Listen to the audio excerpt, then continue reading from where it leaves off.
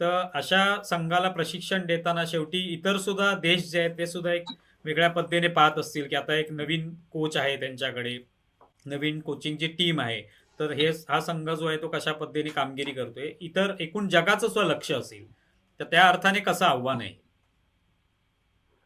सर्वात महत्वाचं म्हणजे महेश, गेली 25 वर्ष तू जसं म्हणालास की 25 वर्ष आंतरराष्ट्रीयच्या याच्यावर स्तरावर खेळतात ओमान. या 25 वर्षामध्ये ते लोक डिव्हिजन, आयसीसीचे काही हे डिव्हिजन्स आहेत, 5 डिव्हिजन आहेत.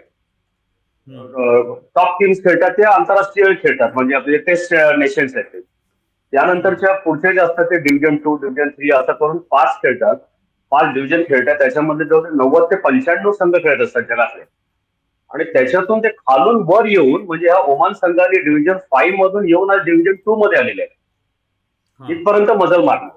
आणि त्यामुळे बरोबर. काय, तो अनुभव त्यांच्या पाठीशी आहे, पण ती लेवल डिफरंट हम्म. होती. लेवल 5 ला डिफरंट असेल तर लेवल 2, लेवल 3 ला मागच्या एक 8-10 वर्षामुळे त्यांची डिफरंट झाली.